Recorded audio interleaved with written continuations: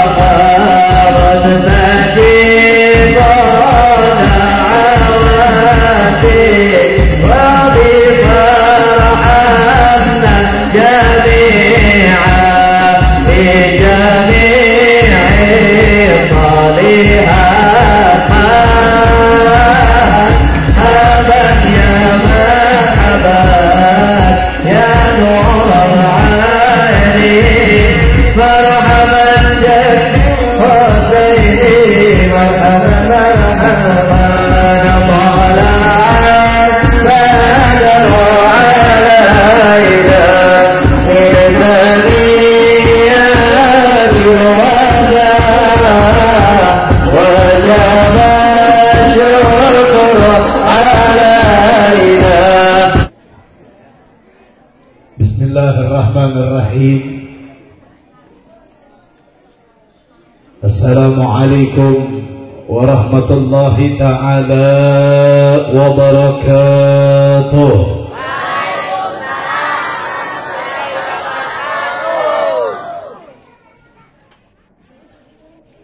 Alhamdulillah, alhamdulillahilladzi hadana bi ni'matil Islam wal iman, thumma ja'alana min afdalil ummah fid dunya wal akhirah. Ashhadu an la ilaha illallah wa ashhadu anna sayyidana Muhammadan abduhu wa rasuluh la nabiyya ba'dah. Allahumma salli wa sallim wa barik wa karrim wa maddid wa 'azzim ala sayyidina wa nabiyyina wa maulana Muhammad al-fatih lima udrik wal khatim lima sabaq nasiril haq bil haq wal hadi ila siratikal mustaqim wa ala alihi haqqa qadrihi wa miqdarihi al-azim. Ya Fattah ya Razzaq, amma ba'd. Asy-syarafa'i wal fudala, jami'ul masyayikh wal ulama'il amilin wa kullu minas salihin yang sama-sama kita muliakan, yang sama-sama kita hormati,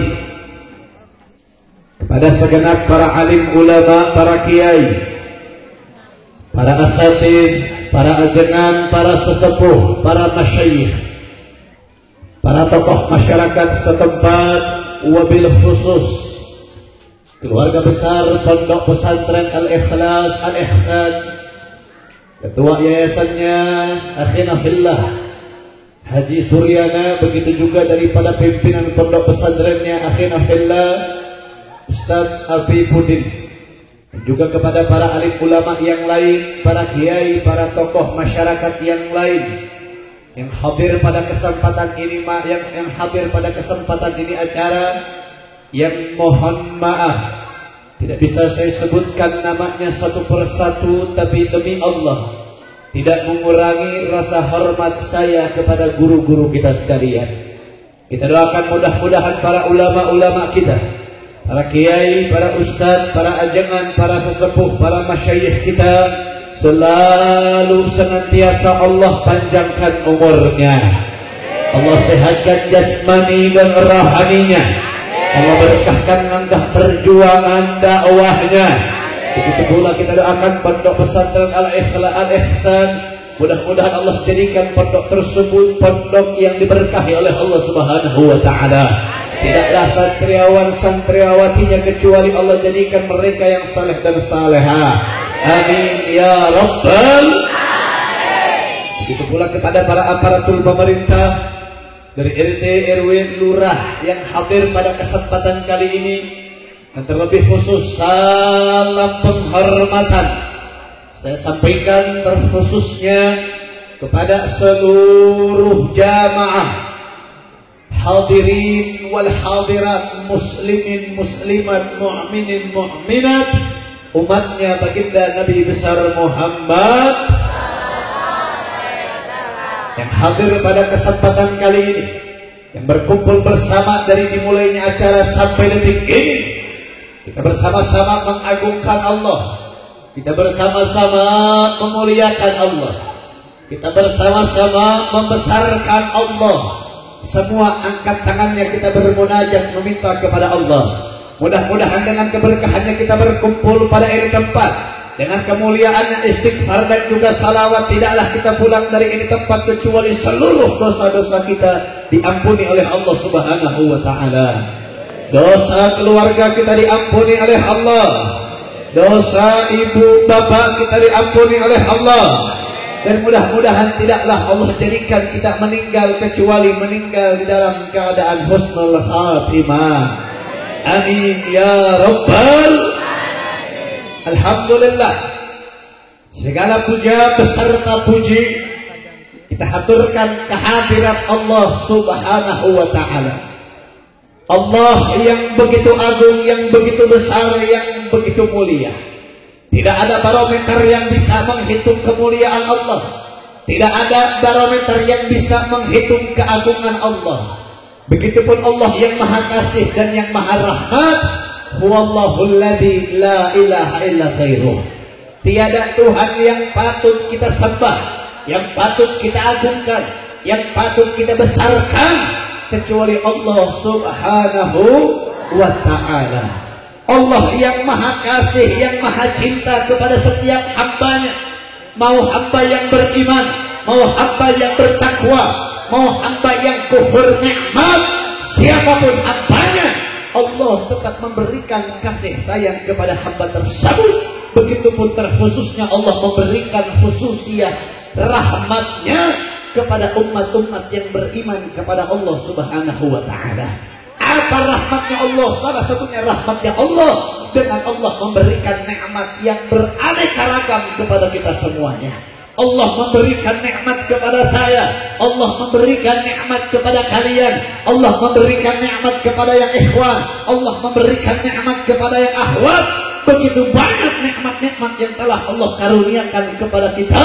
Maka sesungguhnya kalau kita menghitung daripada nikmatnya Allah, tidak akan pernah terhitung atas nikmat yang telah Allah berikan kepada kita semuanya. Bahkan salah satu nikmat yang begitu baik yang Allah berikan kepada kita saat ini, dengan kalian dihadirkan oleh Allah pada tempat yang dimuliakan oleh Allah Subhanahu wa ta'ala. Karena hadirnya kalian pada ini tempat, hadirnya kalian pada ini acara, kalian hadir pada ini tempat bukan atas undangan saya, bukan atas undangan keluarga besar Pondok Pesantren Al-Ihsan, bukan atas undangan para ulamanya, bukan atas undangan para kiainya, bukan atas undangan siapapun, tapi kalian hadir pada ini tempat atas undangan Allah Subhanahu wa ta'ala. Wa man yuridullahu khairan falyufaqihu fid-din. Orang-orang yang dikehendaki kebaikan oleh Allah akan diberikan jalan kemudahan menuju agamanya Allah Subhanahu wa ta'ala. Alhamdulillah. Allah memberikan nikmat sehat wal afiat kepada kalian semua, sehingga hadir pada tempat yang dimuliakan oleh Allah. Allah berikan nikmat Islam, nikmat iman, nikmat ihsan kepada kalian yang berkumpul pada ini tempat, sehingga pada saat ini kita berkumpul di dalam keadaan iman, Islam dan bertakwa kepada Allah Subhanahu wa taala. Begitupun Allah memberikan nikmatul khusus, khusus bil khusus. Tidaklah Allah berikan kepada siapapun, tidaklah Allah berikan kepada orang manapun, kecuali Allah berikan kepada kalian yang hadir dan duduk pada kesempatan kali ini. Apa nikmat tersebut?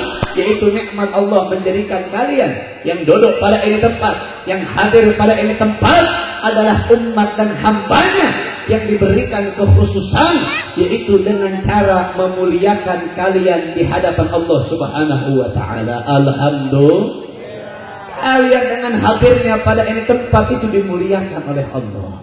Disebut nama kalian di penduduk langit dan diagungkan oleh para malaikat di hadapan Allah Subhanahu wa taala. Kenapa Allah agungkan kalian? Kenapa Allah muliakan kalian? Tidak lain tidak bukan karena kalian hadir dan berkumpul pada ini tempat, diberikan kekhususan kemuliaan tersebut bukan dikarenakan harta yang kalian punya. Karena sesungguhnya kalau kita bahas harta, setiap orang memiliki harta yang berbeda-beda. Setiap orang memiliki kecukupan yang berbeda-beda. Setiap orang memiliki perhitungan yang berbeda-beda. Dan sejatinya harta tidak pernah membuat hamba tersebut mulia di hadapan Allah Subhanahu wa taala.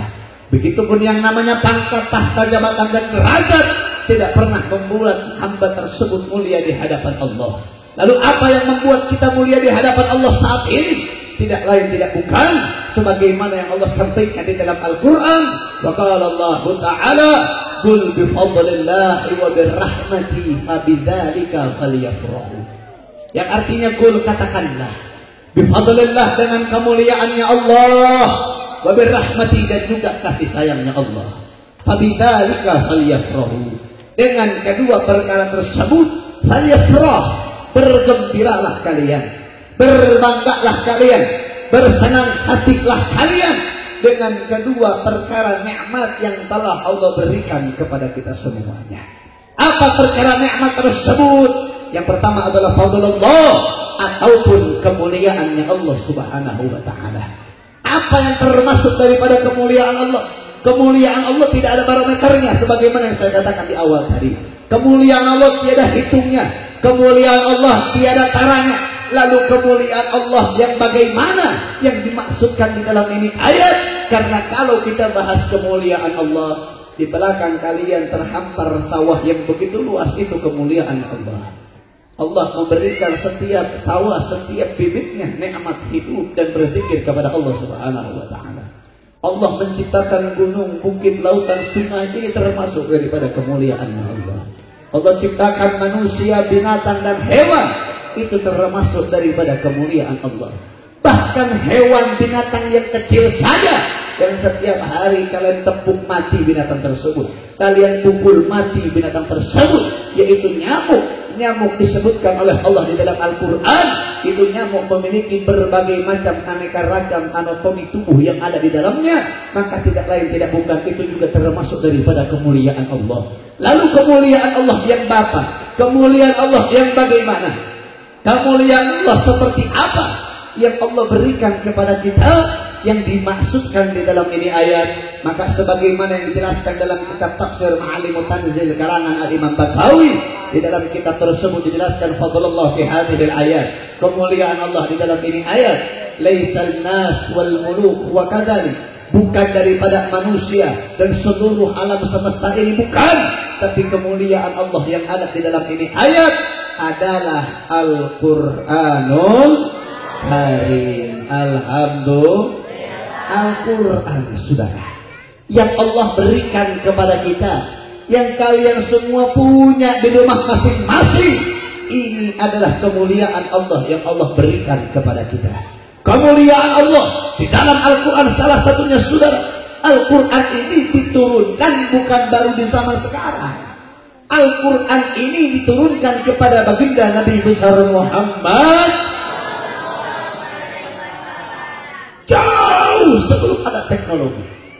Al-Quran diturunkan di kota Mekah dan di Madinah, disempurnakan oleh para sahabat menjadi satu Al-Quran, menjadi satu suhuf, disempurnakan menjadi satu kitab oleh para sahabatnya.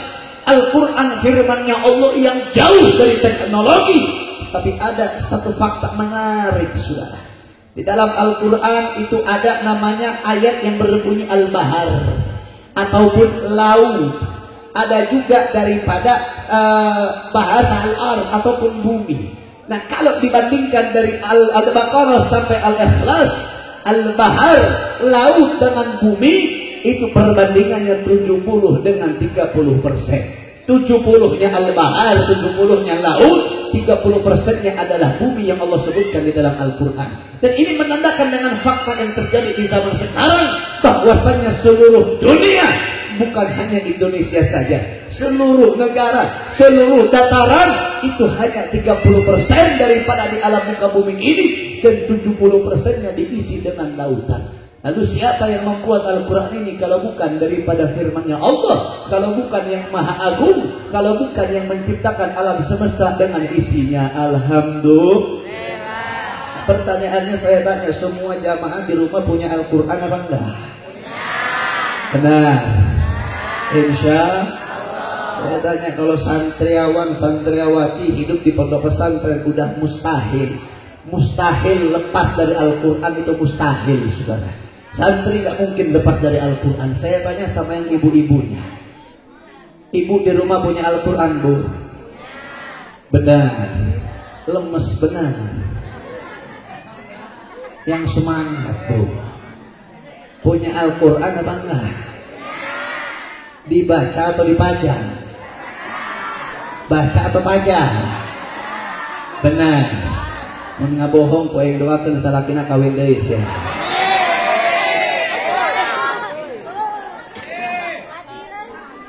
Bu, lamun keur aya gosip, Bu leuwih ngeunah nonton gosip atau Al-Qur'an?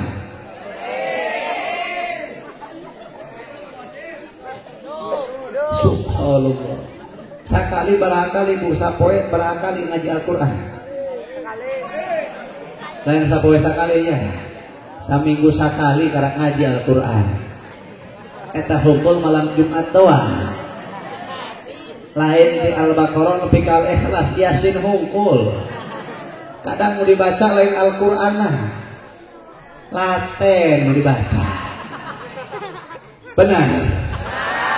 Giliran disuruh baca Al-Qur'an, nah disuruh baca Arabnya, dia jawab aduh aing ikra opat kita lulus.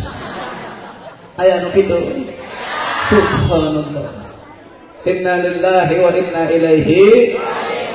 Ibu-ibu, bapak-bapak sekalian yang hadir pada kesempatan kali ini, saya ingatkan kembali pesannya baginda Nabi. Nabi mewasiatkan kepada kita di akhir hayatnya ketika Nabi meninggal. Nabi tidak mewasiatkan harta kepada kita. Ingat, Nabi tidak mewasiatkan harta kepada kita. Nabi tidak mewasiatkan istana kepada kita. Nabi tidak mewasiatkan dunia kepada kita. Tapi kalian semua yang hadir pada saat ini, mati-matian pagi, siang, sore, malam, kalian banting tulang tidak lain tidak bukan untuk mencari dunianya. Sehingga apa? Akhiratnya kalian lupakan, pesannya Nabi kalian tinggalkan, Al-Quran dan Sunnah kalian lepaskan, lalu Anda mengharap masuk dalam surga, pengen kumpul sama Nabi di surga, pengen masuk ke dalam surga, pengen dapat rahmatnya Allah, pengen masuk surga tanpa hisab, tapi syariat kalian tinggalkan, mimpi di siang hari namanya. Na'udzubillahi min. Mudah-mudahan insyaallah Allah jadikan, Allah berikan taufik hidayah kepada kita sehingga kita bisa berpegang teguh kepada ajaran agamanya. Amin ya rabbal alamin. Itu yang namanya fadlullah ataupun kemuliaannya Allah. Adapun yang namanya rahmatullah, rahmatnya Allah Subhanahu wa taala adalah Allah menjadikan kita mulia pada kesempatan kali ini dikarenakan rahmatnya Allah, karenakan kasih sayangnya Allah, karena ciptanya Allah kepada kita. Kalian masuk ke dalam surga bukan karena salat kalian, bukan karena zakat kalian, bukan karena sedekah kalian, bukan karena haji dan umroh kalian, bukan. Kalian masuk surga bukan karena ibadah yang kalian laksanakan, tapi kalian masuk ke dalam surga itu dikarenakan rahmatnya Allah Subhanahu wa taala. Loh Beb, kalau kayak begitu berarti saya nggak usah sholat Beb, saya nggak usah sedekah Beb, saya nggak usah yang namanya berzakat, nggak usah puasa kalau begitu. Kan walaupun saya nggak puasa, walaupun saya nggak haji, walaupun saya nggak umroh, walaupun saya nggak sholat, saya tetap masuk dalam surga. Maka jawabannya saudara, insya Allah semua yang hadir pada kesempatan kali ini masuk dalam surganya Allah Subhanahu Wa Taala. Tapi satu akan asup ke surga disesehela di neraka. Sakumaha sia loba dosa berarti sakitulillah sia di neraka. Sakumaha loba syariat anu tinggalkeun berarti sakitulillah sia di neraka. Na'udzubillahi min siapapun umatnya baginda Nabi yang punya keimanan kepada Allah, walaupun sekecil biji dzarah. Biji dzarah ini biji yang kecil saudara. Kalau Anda punya keimanan kepada Allah walaupun sekecil biji dzarah, tetap akan dimasukkan oleh Allah ke dalam surganya Allah Subhanahu Wa Taala. Pertanyaannya, kita mau masuk ke dalam surga itu dalam keadaan bersih. Lalu bagaimana cara membersihkan dosa-dosa yang pernah kita lakukan di dunia? Maka tidak lain tidak bukan dengan dicuci di dalam neraka, diberikan azab atas setiap dosa-dosa dan maksiat yang dia kerjakan. Maka janganlah Anda bercita-cita, ya sudah Bib, nggak apa-apa, toh maksiat saja saya dikit kok. Saya maksiat nggak banyak Bib, paling tukang bohong doang, paling suka ngegibah doang, paling suka nggak benar doang Bib. Sholat mah saya kerja Bib, sholat mah sholat, puasa mah puasa, sedekah saya Bib di masjid itu sampai 10 juta Bib. Subhanallah. Gak apa-apa Bib, saya main judi sedikit, judi saya 2 juta, sedekah saya 10 juta Bib, lebih gede sedekah. Yang begitu ada nggak? Apa kalau misalkan apa? Sholat jalan, ibadah jalan, maksiat jalan, nah gitu.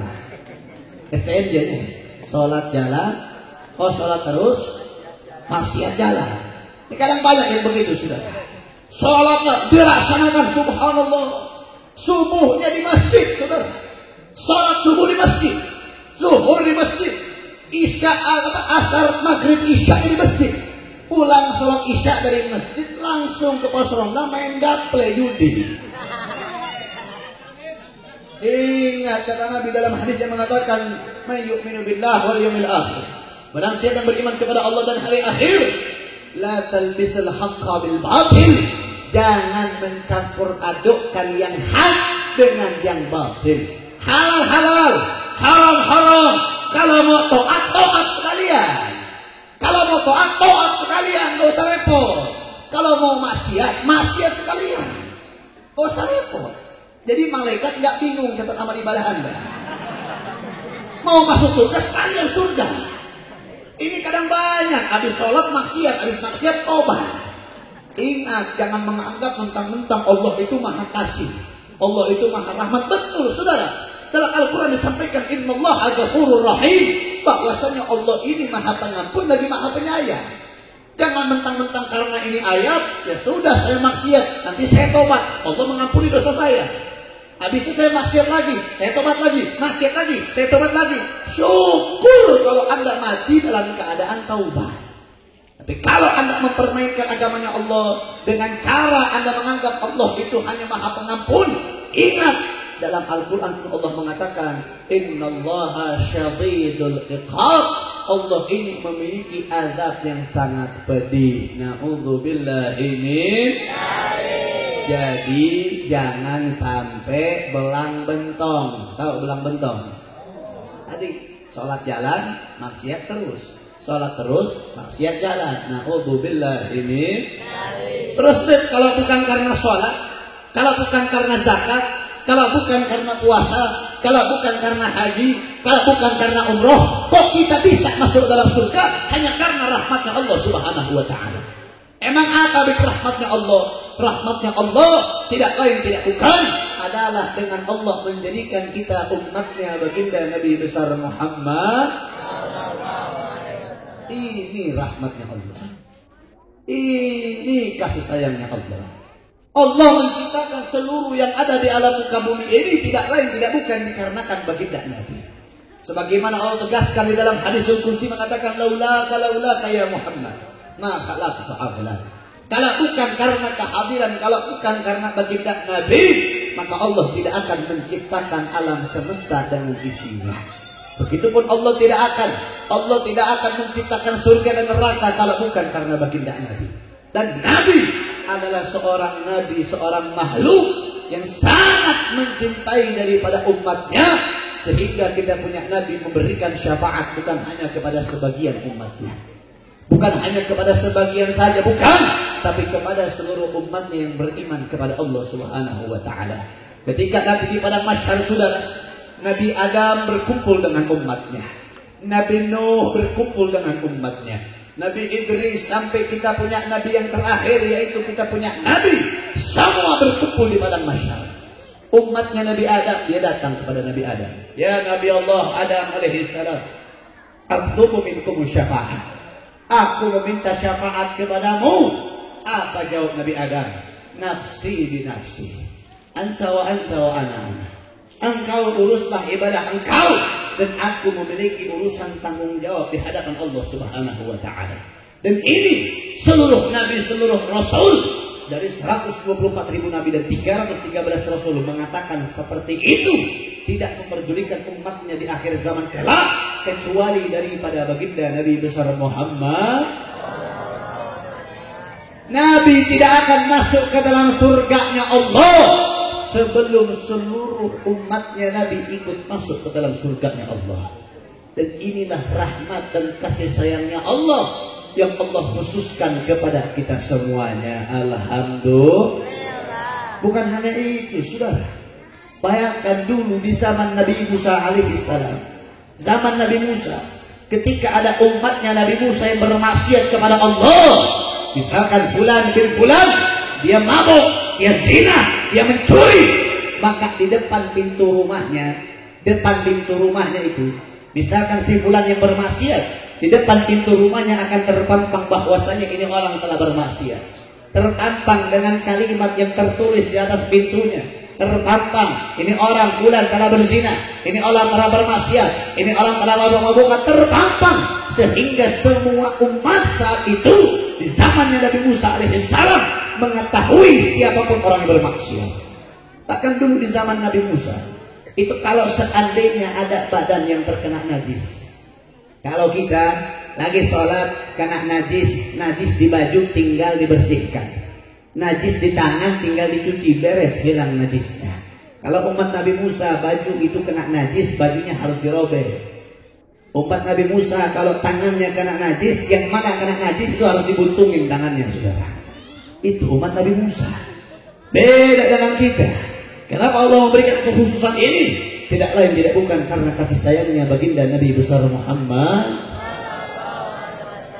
Maka saudara, kalau kita bicara perjuangan Nabi ini, subhanallah. Kalau kita bahas bagaimana baginda Nabi ini, subhanallah. Kalau kita menceritakan daripada bagaimana itu sosoknya Nabi itu, subhanallah.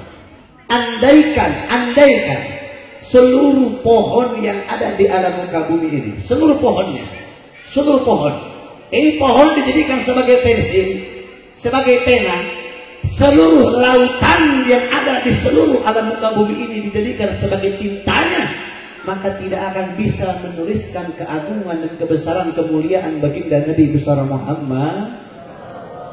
Bayangkan bagaimana begitu besar kemuliaan dan keagungan baginda Rasul.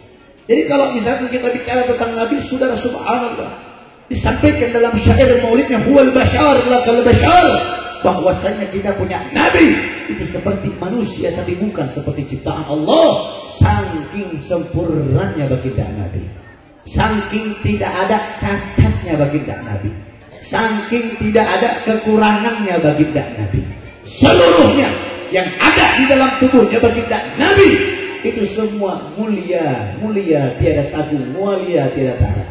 Bahkan saudara, dalam kitab Taqriratus Sadidah, karangan Al-Habib Zain bin Smith, dalam kitab tersebut di fasal babul miyah, bab tentang air, bab tentang toharoh. Ini sebelum masuk ke dalam bersuci itu ada babul miyah, bab tentang air, atau babul moya, bab tentang air. Di dalam kitab tersebut itu disampaikan, wa afdalul miyah arba'atun. Paling afdalnya air itu ada 4, sudah. Paling afdalnya air itu ada 4. Apa saja paling afdalnya air?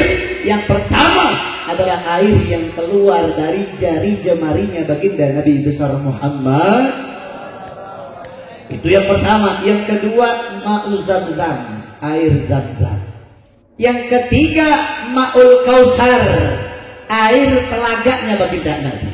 Dan yang terakhir, ma'ul Nil, air sungai yang ada di sungai Nil Mesir. Itu afdolul miyah, paling afdolnya air. Bukan berarti air yang di sini nggak baik, bukan, semuanya baik.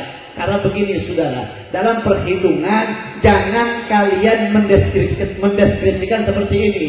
Ini ada yang miskomunikasi kemarin. Ketika saya sampaikan seperti ini, afdolul miyah, paling afdolnya air itu ada 4. Yang pertama air Zamzam. Yang kedua air Yang pertama air telaganya, air yang keluar dari tangannya baginda Nabi. Yang kedua adalah air Zamzam. Yang ketiga adalah air telaga Kautsar. Yang keempat adalah air sungai Nil. Ini afdol miyah, paling afdolnya air. Saya jelaskan. Dari keempat ini ada urutan 1, 2, 3 dan 4. Ada urutan 1, 2, 3 dan 4. Semuanya ini mulia. Mau itu air Zamzam, mau itu air telaganya baginda Nabi, mau itu air yang keluar dari jari jemarinya Nabi, mau itu air yang ada di sungai Nil, mau itu air yang ada di sini pun semuanya baik, semuanya bagus.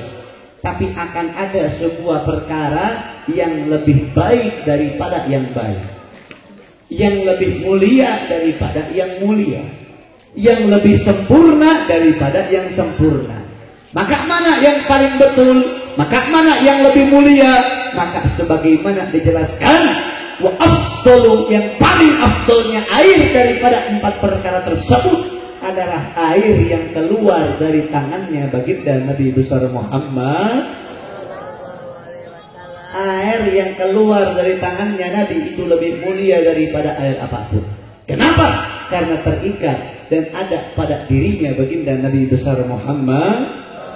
Alladzi ma ta'allaq, apapun yang terikat kepada baginda Nabi akan dimuliakan dan diagungkan oleh Allah Subhanahu wa taala. Dan kalau kita bahas kemuliaan Nabi, keagungan Nabi, kebesaran Nabi, sebagaimana tadi saya bahas, tidak bakal bisa terbahaskan pada saat ini. Saya hanya ingin menceritakan kepada antum-antum sekalian, pada kalian semua yang hadir pada kesempatan kali ini, perjuangannya baginda Nabi untuk meneruskan, untuk mendakwahkan, untuk memenuhi daripada perintahnya Allah, yaitu mengislamkan dan menjadikan seorang Rasul yang ajarannya hingga sampai saat ini kita semua beragamakan Islam. Alhamdulillah. Kalian ini semua nggak bakal bisa pakai kerudung, nggak bakal bisa pakai sarung, nggak bakal bisa sholat kalau bukan karena perjuangannya, dakwahnya baginda Nabi besar Muhammad.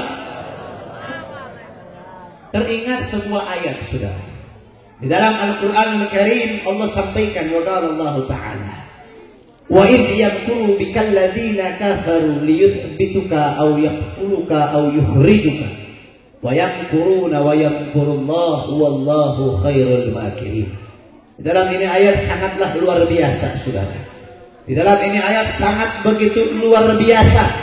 Allah menceritakan kepada seluruh hambanya bagaimana perjuangan baginda Nabi dalam menyampaikan agama Islam, menghadapi makar dan cobaan yang diberikan oleh siapa? Tidak lain tidak bukan alladzina kafaru, yaitu orang-orang kafir dari suku Quraisy yang memberikan makar kepada baginda Nabi besar Muhammad. Makar tersebut berupa apa Habib? Makar ini banyak saudara bahasanya. Pengertian makar ini banyak. Pengertian makar itu bukan hanya satu perkara, tapi banyak perkaranya. Lalu makar ini berupa apa Habib? Tidak lain tidak bukan, yang pertama, Nabi dalam menyampaikan agamanya Allah itu menghadapi berbagai macam cobaan dan rintangan. Apa cobaan yang dihadapi oleh Nabi? Yang pertama, setiap hari Nabi tidak pernah lupa. Nabi tidak pernah lewati, tidak pernah gak lewat, selalu Nabi lewati. Setiap hari, setiap waktu, setiap saat Nabi selalu dicaci, dimaki, dicerca oleh orang-orang kafir Quraisy. Bahkan saudara, sampai-sampai istrinya Abu Lahab ini seorang perempuan setiap hari, setiap pagi saudara, gak pernah absen, gak pernah lewat, dia ketok pintu rumahnya Nabi. Ketika Nabi membuka pintu tersebut, maka dicaci sama istrinya Abu Lahab, dihina, difitnah, dicerca. Untuk apa? Tidak lain tidak bukan, kalian kalau dicaci, kalian kalau saya hina, kalian kalau saya caci, maka hati kalian akan lemah. Diserang kelemahannya dengan cara dicaci, dibuat down hatinya, dibuat lemah, dibuat takut. Agar apa? Agar berhenti menyampaikan daripada agamanya Allah. Lalu apakah Nabi berhenti dalam menyampaikan risalah Allah? Tidak, saudara. Dengan cacian dan hinaan tersebut, Nabi tetap menyampaikan agamanya Allah. Bahkan semakin hari, semakin banyak orang yang beriman kepada Allah Subhanahu wa ta'ala. Alhamdulillah. Orang kafir Quraisy ini gak habis pikir. Dicaci gak mempan, dihina tidak mempan, dicerca tidak mempan, akan naik ke tingkat selanjutnya, yaitu memfitnah baginda Nabi. Ketika ada orang dari suku Arab datang ke Quraisy, datang ke Mekah, ada orang-orang Arab di luar Mekah datang ke Mekah, maka mereka mengatakan, mereka cegah. Contoh, antum datang ke kampung ini, antum dicegah sama kau, jangan.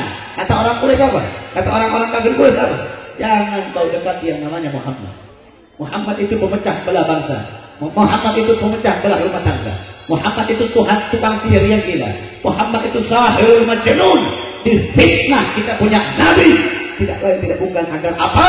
Agar orang-orang menjauhi daripada baginda Nabi. Agar orang tidak percaya apa yang diomongin oleh baginda Nabi. Agar orang tidak percaya daripada agamanya Allah Subhanahu wa ta'ala. Lalu apa yang Nabi hadapi? Ketika orang-orang menjauhi baginda Nabi, lalu bagaimana tanggapan baginda Nabi? Saudara, fitnah yang dilontarkan kepada Nabi counter fitnah tersebut, Nabi lawan fitnah tersebut secukupnya. Sisanya Nabi tetap menyampaikan risalahnya Allah. Sisanya Nabi tetap mengajak orang beriman kepada Allah. Walaupun fitnah bertebar di mana-mana, tapi banyak daripada suku Quraisy, suku Bani Hashim, Bani Maklabi, dan juga suku-suku yang lain masuk ke dalam agamanya Allah, beriman kepada Allah Subhanahu wa ta'ala. Dari yang kaya seperti Sayyidina Utsman bin Affan, dari yang bijaksana seperti Sayyidina Abu Bakar, dan juga Sayyidina Ali, serta para hamba sahaya yang lain, semakin banyak masuk beriman kepada Allah Subhanahu wa ta'ala. Alhamdulillah. Wah, orang kafir Quraisy ini makin geram, saudara. Orang kafir Quraisy makin emosi. Difitnah gak mempan, dihina tidak mempan, dicaci tidak mempan, bahkan semakin banyak yang beriman kepada Allah Subhanahu wa ta'ala. Akhirnya apa? Naik ke tingkat yang lebih sadis, naik ke tingkat yang lebih kejam, naik ke tingkat yang lebih biadab. Apa itu saudara? Yaitu mengganggu baginda Nabi. Diganggu baginda Nabi, dihina, dicerca secara fisik ataupun non fisik. Tapi kalau mau menyentuh fisik Nabi saat itu nggak bisa, saudara. Saat itu tidak bisa Nabi disentuh secara fisiknya. Hanya non fisik yang dilakukan oleh orang-orang kafir Quraisy dengan cacian dan hinaan serta fitnah. Mau menyentuh fisik Nabi nggak bisa. Kenapa? Karena di saat itu Nabi di bawah suaka perlindungan pamannya, yaitu Sayyidina Abu Thalib. Saudara, politik di Mekah itu subhanallah. Politik di Mekah itu subhanallah. Kalau ada satu pemuka, dia punya kekuatan, dia punya power, maka tidak ada orang yang berani mengganggu daripada pemuka tersebut. Bahkan keluarganya, sepupunya, sekalipun orang asing yang dilindungi oleh itu kelompok, maka gak bakal ada yang berani ganggu.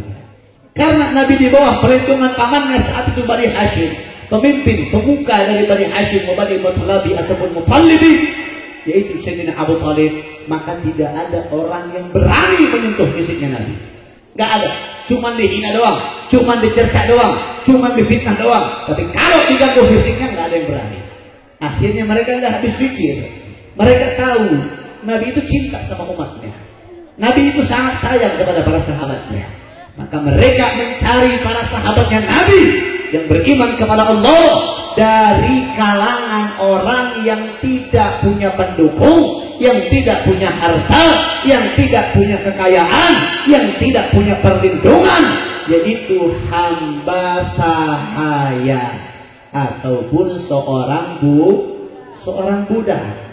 Sebagaimana disampaikan oleh Syekh Saifur Rahman di dalam kitab Rahikul Maktum, ini menceritakan, saudara. Ini ceritanya sangatlah insya Allah semua orang tahu. Tapi saya sedikit sampaikan lagi kepada kalian untuk kita mengenang bagaimana perjuangan para sahabatnya Nabi dalam mempertahankan keimanan kepada Allah Subhanahu wa taala. Siapa saja saudara ikhwan rahimakumullah?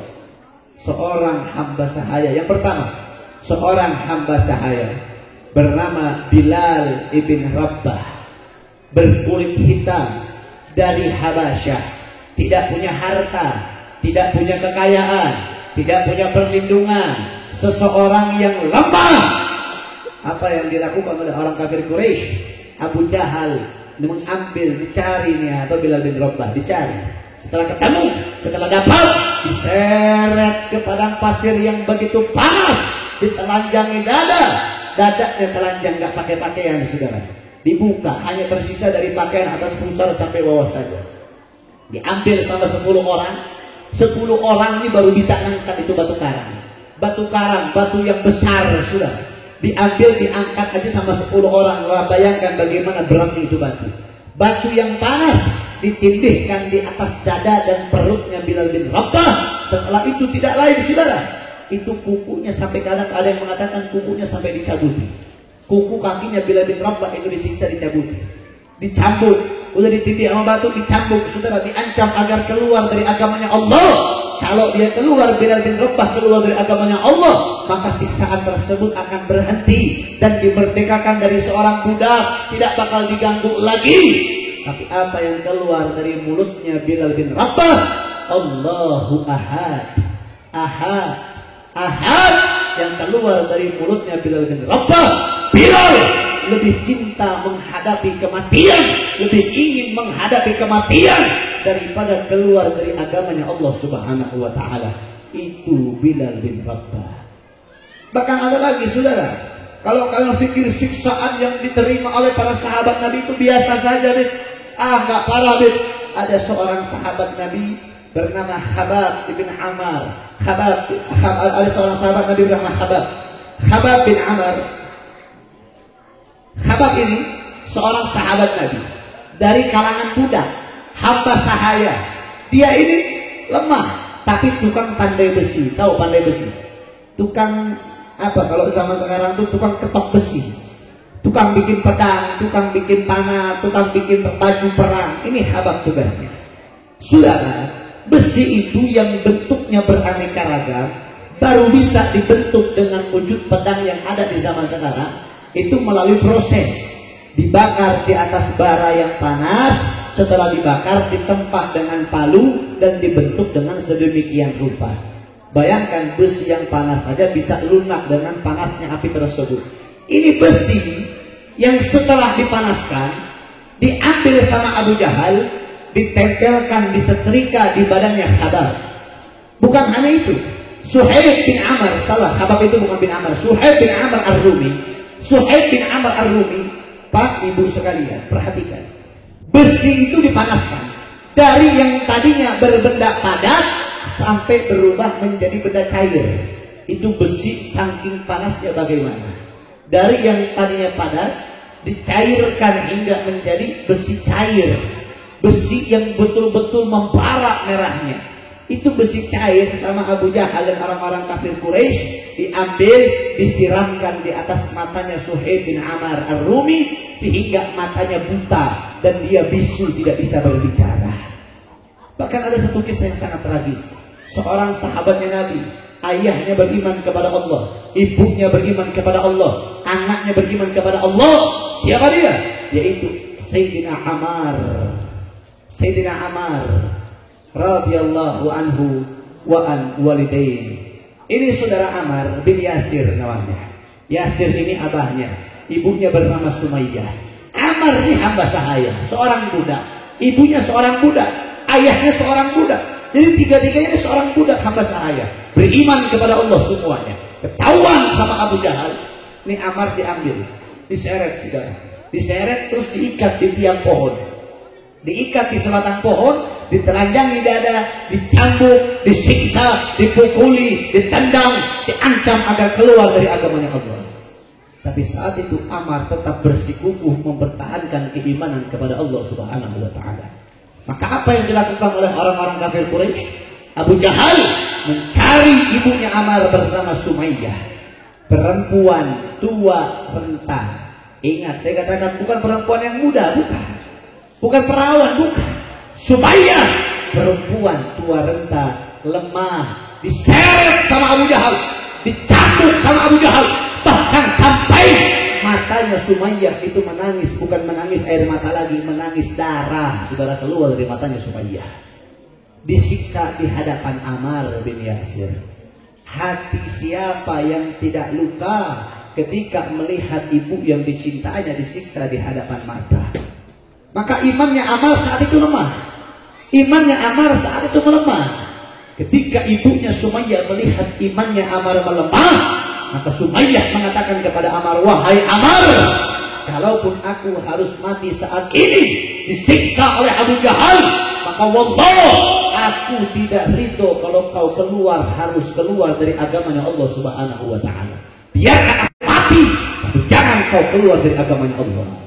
Ini Abu Jahal ketika melihat Sumayyah, perempuan tua renta, udah keluar darah dari matanya, sudah lemah, sudah sakit, berkulit hitam, memberikan semangat kepada anaknya untuk mempertahankan keimanan.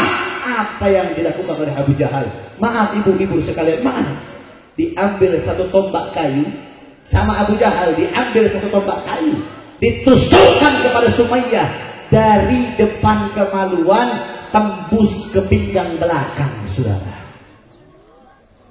Sangat begitu biadab orang-orang kafir Quraisy menyiksa mereka yang beriman kepada Allah Subhanahu wa Ta'ala.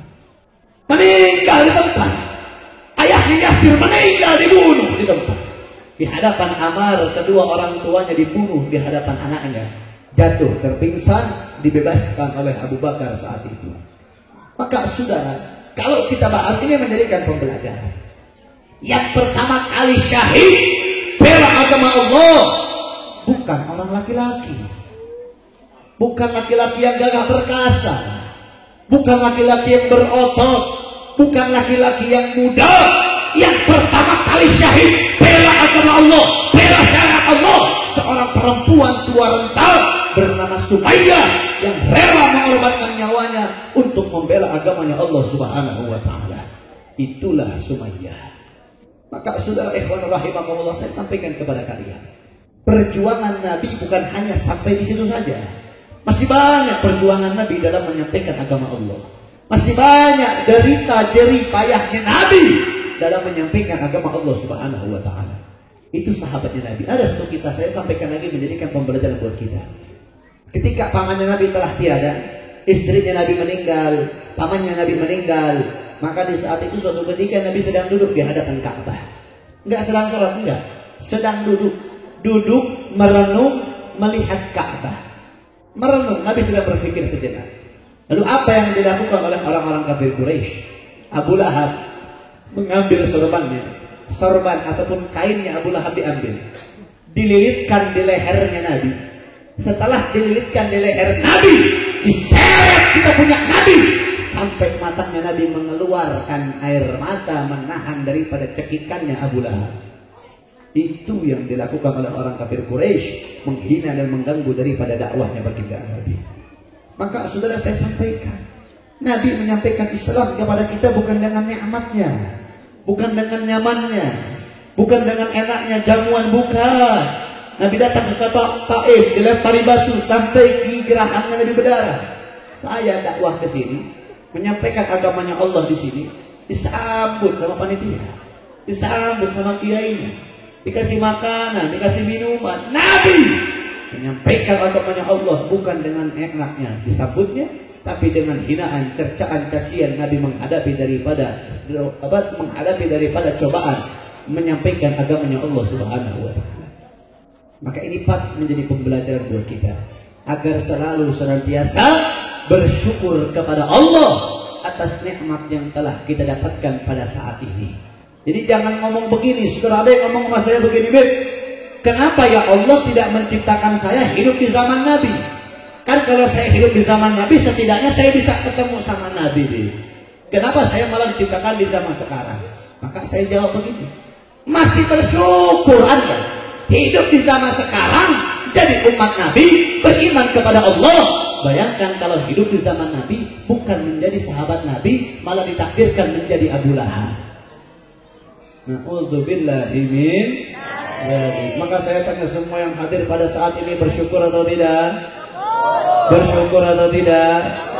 Saya tanya semua umat yang hadir pada saat ini, jawab yang kompak, jawab yang semangat, cinta bangga sama Nabi. Kurang kompak, kurang semangat, cinta bangga sama Nabi. Betul. Yakin. Jawab yang kompak, jawab yang semangat. Saya tanya, siap berpegang teguh kepada ajaran Nabi? Siap berpegang teguh kepada ajaran Allah? Siap mengagungkan Allah?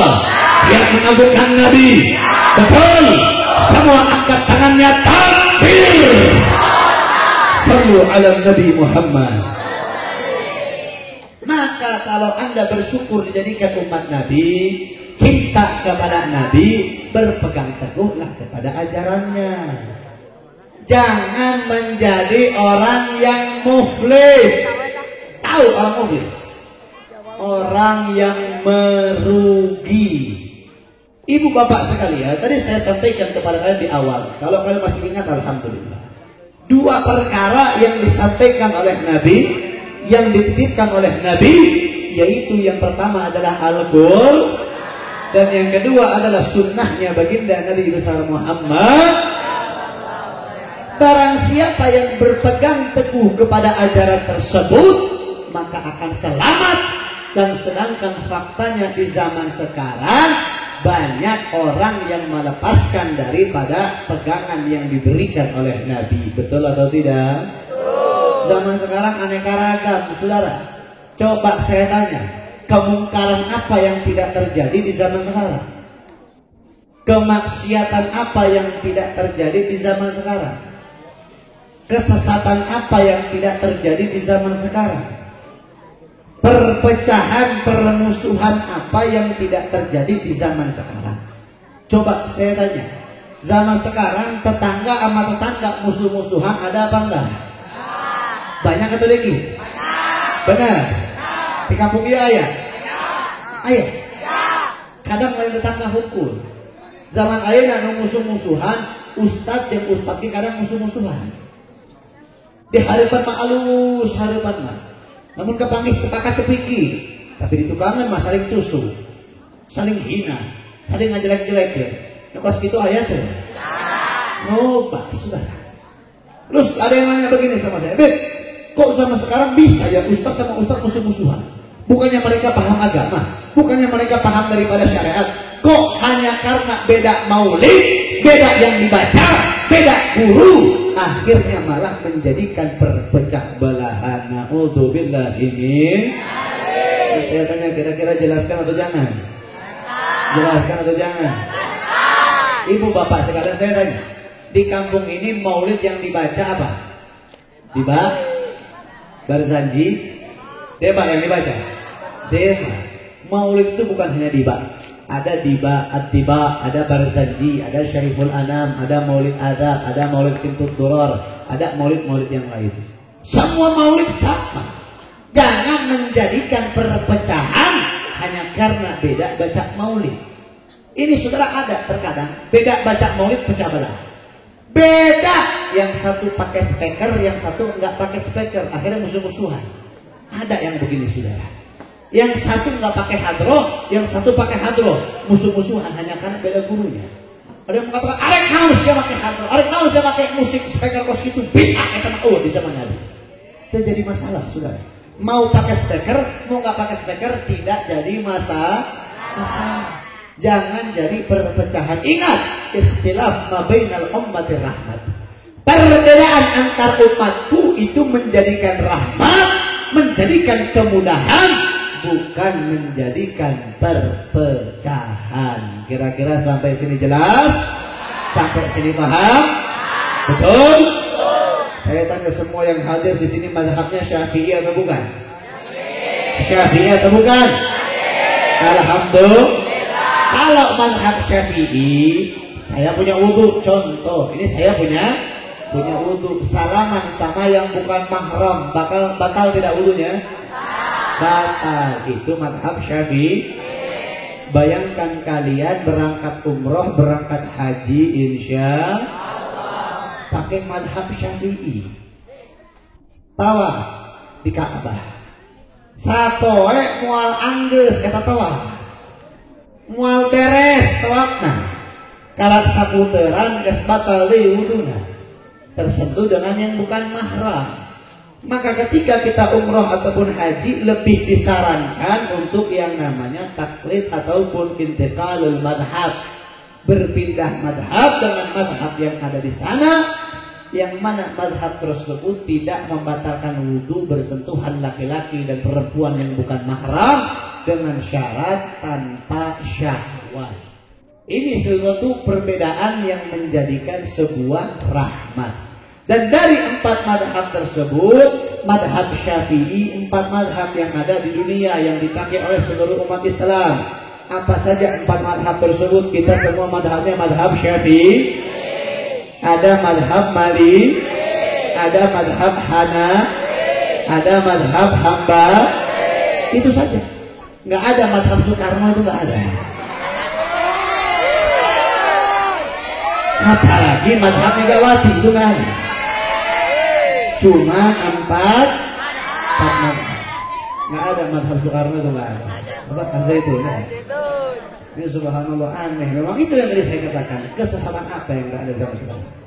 Bayangkan bu, ibu-ibu, bapak-bapak sekalian, anak-anak muda, kalau mau zina, zina aja silakan. Nggak bakal dosa. Yang penting bayar 2 juta. Itu di Azaitun. Bayangkan malaikat pencatat amal bisa disogok sama 2 juta. Kira-kira kacau tidak? Aneh tidak? Bahkan kemana saya lihat lagi ada satu, nggak tahu itu benar, nggak tahu enggak. Apa? Pondok pesantren Al-Kahfiyah. Sholat Isya 100 rakaat. Jadi sekali sholat besok nggak harus sholat lagi. Sholatnya bisa di DP-in, dikreditin sholatnya. Subhanallah, kacau tidak? Umatnya ada lagi yang percaya. Yang percaya ada lagi yang saya heran. Pengikutnya ada yang saya heran itu apa? Bahkan nggak aneh. Kemarin di Bogor tuh dulu ada yang ngaku-ngaku nabi, saudara. Di Pamijahan Bogor, bukan Pamijahan Tasik, bukan. Pamijahan Bogor di Gunung Sindur. Orang betapa di Gunung Sindur, malamnya mimpi katanya didatangin malaikat Israel, malaikat Jibril. Dikasih wahyu, besoknya ngaku jadi nabi Musadek, saudara. Yang lebih heran apa? Orang goblok ngaku jadi nabi, yang lebih goblok yang ikutin nabi goblok, sudah. Betul? Kalian nanya sama saya, Beb, kok umat ada goblok zaman sekarang? Jawabannya satu, karena tidak berpegang kepada iman kepada Allah. Makanya pada goblok umat zaman sekarang. Dan ternyata usut punya usut, setiap umat yang mengikuti daripada ajaran sesat tidak lain tidak bukan diberikan kecukupan ekonomi. Tidak lain tidak bukan diberikan duit, saudara. Dan ini sudah menjadi tradisi, sudah nggak aneh. Makanya saya katakan kepada kalian, jadi manusia jangan jadi manusia yang goblok. Apa manusia yang goblok? Manusia yang bisa menukarkan harga dirinya hanya dengan harta. Di banyak Pak Bu sama sekarang. Bahkan bukan hanya manusia biasa, ulama pun bisa. Ulama disogok bisa. Gak aneh. Berarti kalau ada ulama, umat yang kesogok sama duit, tidak lain tidak bukan imannya bukan sama Allah, tapi imanuhum fi amplopihim.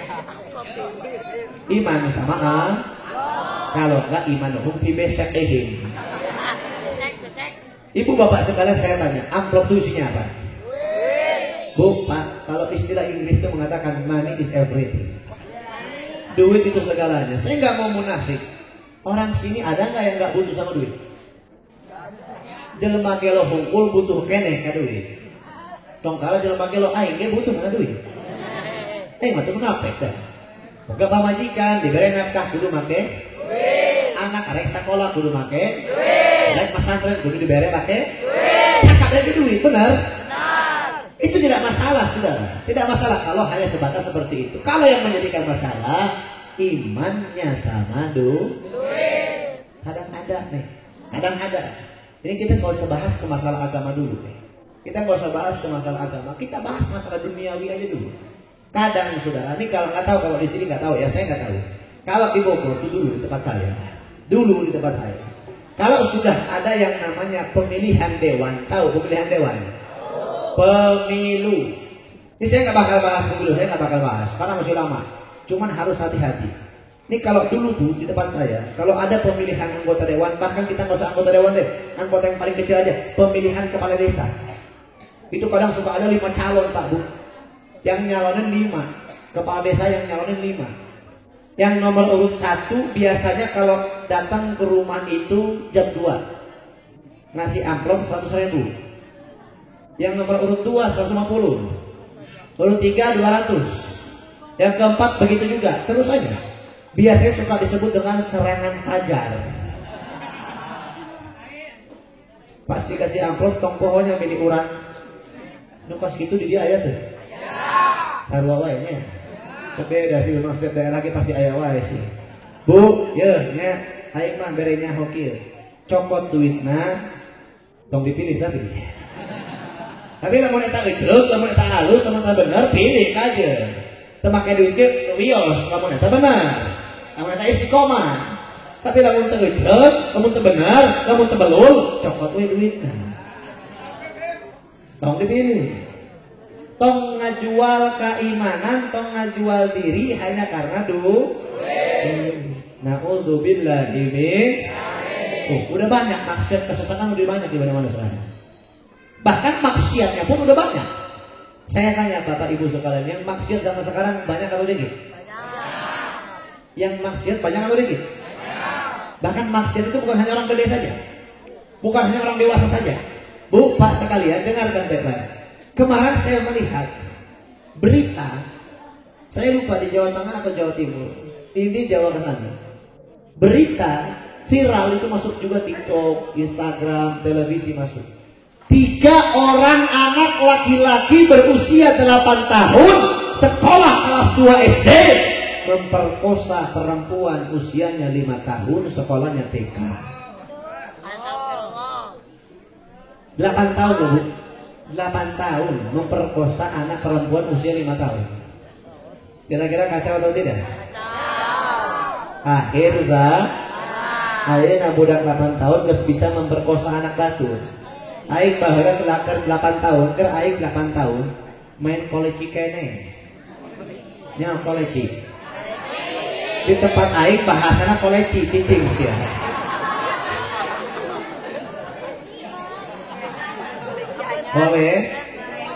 Koleci, tempat aing bahasana koleci. Aing 8 tahun main koleci kene, nya koleci teh. Geus main kelereng lah. Aing 8 tahun main layangan kene. Ya iya nyawa tuh budak-budak baheula gundam nyawa gundam tuh. Ngorakene sih siam. Eta pang gede pang alus na gundam tah. Nu dipelihara cocokan, nu kos gembot, dipelihara tah. Hah? Jibot mah aya game-gamean. Ieu mah kos pelihara hewan, tapi dina game kos kitu tah. Wah pokoknya mah eta subhanallah zaman baheula pada mah rek nostalgia mah kitu tah. Zaman baheula kos kitu aing. Tapi budak ayeuna 8 tahun geus bisa memperkosa anak batur. Coba eta menang pemikir di mana eta?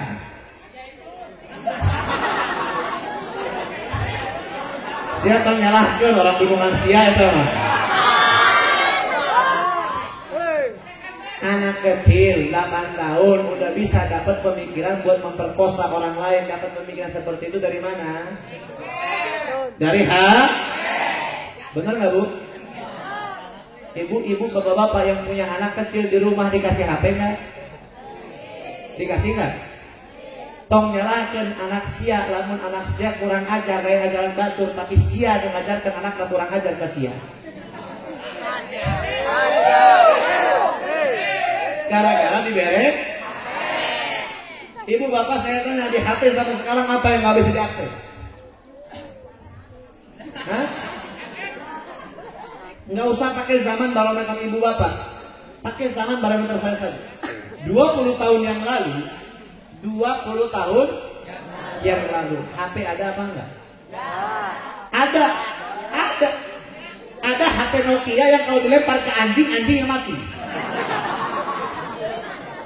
Tahu Nokia cinit-cinit kan? Itu HP udah paling wah. Game yang dimainin Snake, Alright, Bonce lah. Space Impact yang dimainin. Itu paling mewah di zaman itu. Harganya bisa jutaan zaman itu. 20 tahun yang lalu. Kalau ke sekarang berarti 20 tahun, betul? Udah ada HP beraneka ragam mewahnya. Yang dulu teleponan harus ke wartel. Kalau sekarang telepon bisa melihat muka. Perkembangan zaman sudah begitu pesat hanya dalam jangka 20 tahun. Bahkan gak aneh, sekarang perusahaan Apple, ini saya kasih tahu kepada kalian biar tidak gaptek. Perusahaan Apple mengeluarkan satu kacamata VR. Tahu kacamata VR? Virtual reality. Itu kacamata harganya di 58 juta. Bisa apa aja di kacamatanya. Itu kacamata bisa mengakses segalanya. Bapak kalau sekarang teleponan dari HP, kalau itu nggak usah teleponan lagi, karena orangnya udah ada di depan mata langsung. Berbentuk dengan bentukan monogram. Cahaya biru berbentuk orang. Itu nanti bakal ada. Bahkan di HP tersebut, di kacamata tersebut nggak harus pakai tangan lagi ngegesernya enggak. Ngegesernya pakai kornea mata, digeser tuh. Bahkan Elon Musk yang punya mobil Tesla, ya, Elon Musk dia punya satu program apa? Mencangkok otak manusia dengan chip, sehingga nanti pembayaran segala macam nggak harus pakai kartu lagi, cukup gesek pakai tangan udah bisa bayar. Bayangkan sekarang anak yang memperkosa 8 tahun usianya. Lalu bagaimana 20 tahun ke depan ketika ini anak berusia 8 tahun, bagaimana teknologi yang ada di zaman tersebut. Maka Bapak Ibu sekalian, saya sampaikan kepada kalian, pendidikan yang paling penting bagi seorang manusia bukan pendidikan sekolah. Bukan berarti saya nggak perlu sama sekolah, bukan. Apalagi kalau Bapak Ibu punya anak perempuan, mahkota yang nantinya. Cukup sekolah SD, SMP, masuk ke pondok pesantren. Mau SMA, mau kuliah, sarjana, S1, dokter, wah apapun itu. Kalau buat perempuan mah ujung-ujungnya juga dapur. Benar apa enggak? Sekolah silahkan kejar sekolah. Tapi jangan lupa dengan pendidikan agamanya. Karena itu yang paling penting bagi seorang hamba. Bapak Ibu maaf, jangan jadi orang yang muflis. Bapak kalau sudah mati, istri bapak bisa nikah lagi. Ibu kalau sudah mati, suami ibu bisa nikah lagi. Suami bapak jadinya. Intinya satu, kalau kita sudah mati, pasangan kita belum tentu ingat sama kita. Belum tentu ingat sama kita. Bisa lah dia nikah lagi. Bapak ibu kalau sudah mati, tetangga boro-boro ada yang peduli. Gak ada tetangga yang peduli. Paling cuma nganterin ke kuburan, ngisi hadiah tahlil 7 hari, 40 hari, 100 hari. Begitupun bapak punya kakak, bapak punya adik.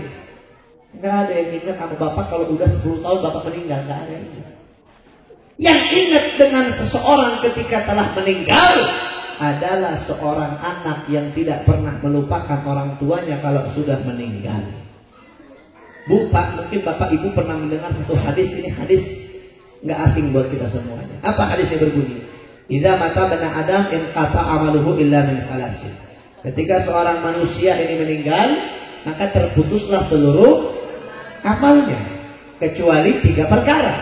Shadaqah jariyah, ilmun yantafa'u bih, aw waladun saleh yad'u lah. Saya nggak bakal bahas. Saya cuma bahas kebalikannya. Al-waladun soleh, anak yang soleh yang mendoakan orang tuanya. Lalu bagaimana kalau kita bukan mendapatkan anak yang soleh, tapi al-waladun soleh yadurruh, anak yang tidak soleh yang memberikan mudarat kepada kedua orang tuanya. Pak, Bu sekalian, saya mau cerita ini sebelum saya akhiri. Ini udah jam 12:30. Zuhur udah lewat. Sebelum saya akhiri, saya mau cerita satu kisah nyata. Ini kisah bukan kisah orang lain. Kisah saya punya teman sendiri. Kisah saya punya teman sendiri. Dia ini sekolah 1 SD sama saya. SMP-nya 1 SMP sama saya. Kalau zaman sekarang mungkin bahasanya bestie. CS Ampek. Teman dekat sama saya. Saya lulus SMP masuk pondok pesantren. Dia lulus SMP masuk ke dunia pekerjaan di Batam. Kerja di Batam. Gajinya zaman itu 3.800.000 bersih. Gede apa enggak? Bersih loh. Sehari dia bisa dapat tip 80 sampai 150.000. Uang makan yang dikasih dari kantornya 50.000. Bayangkan, gede enggak tuh gajinya? Sedangkan di keluarganya cuma bertiga. Dia anak tunggal, ibunya anak tunggal, bapaknya tunggal. Enggak punya paman, enggak punya bibi. Cuma bertiga. Gaji 3.800.000, anggap 3,5 juta deh lurus. Anggap aja dapat 4 juta anggap. Sebulan. 10 bulan udah dapat 40 juta. Dia kerja 8 tahun. 40 kali 8 berapa? 80. Bayangkan 40 kali 8. 320 juta. 8 tahun dia kerja. Belum dengan uang tipnya, belum dan segala macamnya. Kira-kira tajir apa enggak, Bu? Tajir. 2 tahun pertama dia kerja, ibunya meninggal. 4 tahun dia kerja, ayahnya meninggal. Jadi selama 4 tahun gaji dia kasih ke orang tua. Tapi ketika orang tuanya meninggal, dia habiskan di dunia malam. Dia habiskan beli perempuan. Dia habiskan mabok-mabokan. Dia pulang ke Jawa Barat. Dia minta teman sama saya. Beb, tolong temui saya ziarah ke makam orang tua. Saya nggak bisa. Satu, saya punya kesibukan. Akhirnya singkat cerita begini saja. Saudara. Anggap di depan saya ini makam orang tuanya. Saya ini teman saya. Buku yang saya kasih adalah buku Yasin Tahlil. Tahu Ibu? Buku Yasin Tahlil itu? Sama dia nggak dibaca. Dia keluarkan HP, dia cari di YouTube, dia cari apa? Yasin Tahlil lengkap, dia setel di atas makam orang tuanya. Bayangkan. Jadi ngirim Fatihah ka kolot lain ku sorangan tapi ku YouTube. Bayangkan namun di kuburan, bayangin kalau yang di kuburan bukan orang lain tapi ibu bapak sekalian. Bayangin kalau itu anak bukan anak orang lain tapi anak ibu. Anak bapak. Na'udzubillahi min. Maka pendidikan yang paling penting adalah pendidikan agama. Ini makanya bersyukur Bapak Ibu yang punya anak pondok pesantren di sini, udah nggak usah pusing. Itu investasi yang paling penting, investasi yang paling baik. Karena semua santriawan santriawati itu semuanya beriman kepada Allah, bertakwa kepada Allah, ibadahnya juga dijaga. Betul atau tidak? Penting Pak, masukin pondok pesantren itu yang paling penting. Ibunya hadir pengajian setiap mingguan. Bapaknya hadir pengajian setiap mingguan. Jangan cuma kerja, jangan cuma banting tulang, pengajiannya dilupakan, jangan. Deketin ulama, nih ulama banyak di kampung ini. Ikutin ulama, jangan sampai jauh dari ulama dan menjadi orang yang muflis. Syukur di kampung ini ada pondok pesantren. Bantu pondok pesantrennya. Perjuangan juga dibantu, segala macam dibantu. Karena itu yang menjadi investasi buat kita di akhirat kelak. Amin ya Rabbal. Kita doain juga nih, mudah-mudahan santriawannya, santriawatinya Allah jadikan santriawan-santriawati yang soleh-solehah. Pondok pesantren terpadunya ini al-ihsan, mudah-mudahan Allah jadikan pondok pesantren yang thayyibah. mubarakah di dunia wal akhirah. Talabah-talabahnya, talabah-talabahnya, soleh-solehah semuanya. Ini saya dapat info juga kemarin ada ujian, terus ada yang juara juga nih. Namanya Viola Almar Sulastri, termasuk salah satu juara juga. Mau juara 1, juara 3, juara 4, semuanya yang juara mudah-mudahan Allah berikan ilmu yang manfaat dunia akhirat. Jangan cuma di pondok doang juara, nanti pulang dari pondok ilmunya nggak berkah. Na'udzubillahi min. Kunci keberkahan ilmu di pondok pesantren saya kasih tahu kepada santri semuanya. Kunci keberkahan ilmu di pondok pesantren tidak lain tidak bukan taat kepada guru, cinta kepada guru, berbakti kepada guru, khidmat kepada guru, itu kunci berkahnya ilmu dunia dan akhirat insya Allah. Kita doakan juga mudah-mudahan para ulama yang Allah panjangkan umur sehat walafiat. Keluarga besar pondok pesantren Al-Ihsan mudah-mudahan menjadikan keluarga besar yang bisa berkumpul dan mengumpulkan kita di surganya Allah Subhanahu wa taala. Amin ya rabbal alamin. Saudara ikhwan rahimakumullah, sebelum saya tutup saya minta doanya. Saya punya anak yang laki-laki yang paling besar lagi sakit, doain biar sehat walafiat. Yang perempuan juga lagi masa penyembuhan, doain biar sehat walafiat. Dan doain biar semua anak-anak saya juga soleh-solehah. Dan doakan saya punya istri sekarang lagi ngandung lagi. Doain biar sehat walafiat, kandungannya sehat walafiat. Dan doakan ibu bapak sekalian, kita juga di Ciamis, Dusun Babakan RT 1 RW 11, Desa Cipaku, Kecamatan Cipaku, Kabupaten Ciamis, sedang membangun pondok pesantren. Doain mudah-mudahan dimudahkan, digampangkan dunia dan akhiratnya, rezekinya juga digampangkan. Amin ya rabbal.